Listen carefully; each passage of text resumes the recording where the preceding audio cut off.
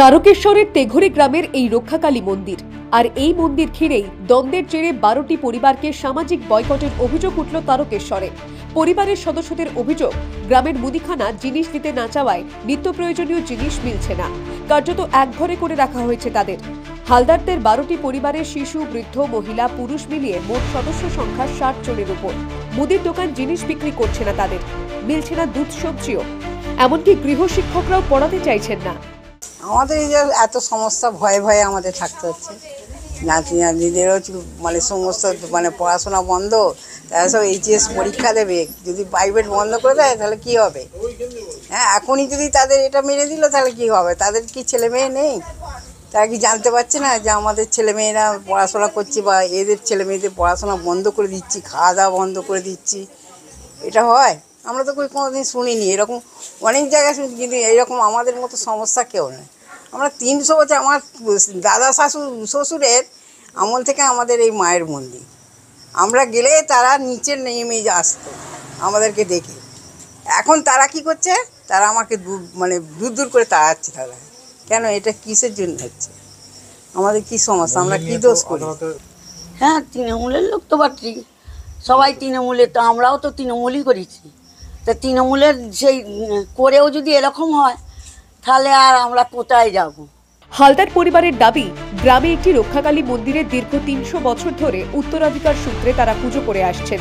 তারাই সেই মন্দিরের সেবাই, কিন্তু গত 5 বছর ধরে সেই মন্দির দখলে নিয়েছে গ্রামের কয়েকজন। এমতাবস্থায় আদালতের দ্বারস্থ হয় হালদার পরিবার।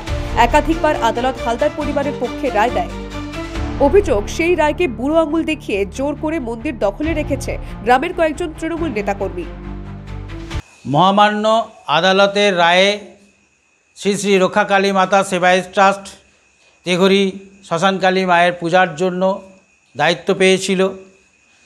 সেই দায়িত্ব নিয়েই তেঘরি হালদার পরিবার পূজা করবে 31শে মে, 16ই জ্যৈষ্ঠ। সেদিন পূজা বন্ধ করতে বাধ্য হয়েছিলাম। গ্রামের কয়েকজন মাতব্বর, বা তাদেরকে বলা হয় অ্যান্টি সোশ্যাল, বা 10 জন যে রেসপন্ডেন্ট ছিল তাদের প্ররোচনায় ওই তারিখের পুজোটা বন্ধ করে দিতে হয়। তারপর থেকেই আমরা নিম্ন আদালতে যাই। সেখান থেকে পুনরায় আমাদের রায় হয় যে হালদার পরিবার ছাড়া অন্য কোনো ব্যক্তি বা কোনো পুরোহিত ওই পূজা তেঘরি কালী মন্দিরে পূজা করতে পারবে না। কিন্তু দেখা গেল কি, 14ই জুন বিরোধী পক্ষের লোকেরা তারা জোরপূর্বক পুলিশ প্রশাসনের সহযোগিতায় তেঘরি রক্ষাকালী মাতার মন্দিরে আড়ম্বরের সঙ্গে পূজা করল। তারকেশ্বর পঞ্চায়েত সমিতির সভাপতি কৃষ্ণ অধিকারী জানান, এমন কিছু হয়েছে আমার কাছে কেউ অভিযোগ জানায়নি। যদি অভিযোগ জানায় তাহলে ঊর্ধ্বতন কর্তৃপক্ষের সঙ্গে কথা বলে ব্যবস্থা নেওয়া হবে। দেখুন, এইরকম খবর কিন্তু আমাদের কাছে আসেনি, বা ওই পরিবারের তরফ থেকেও কিছু আমাদেরকে জানানো হয়নি যে এইরকমভাবে ওদেরকে বয়কট করা হয়েছে বা এইরকম ওদের অসুবিধে হচ্ছে। এটা কিন্তু আমরা এখনও জানতে পারিনি, আপনার মুখ থেকেই শুনলাম।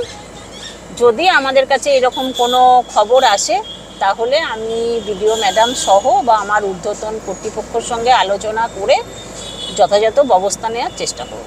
পুলিশ জানিয়েছে, পুরো বিষয়টি খতিয়ে দেখে দ্রুত ব্যবস্থা নেওয়া হবে। Bureau report, the wall.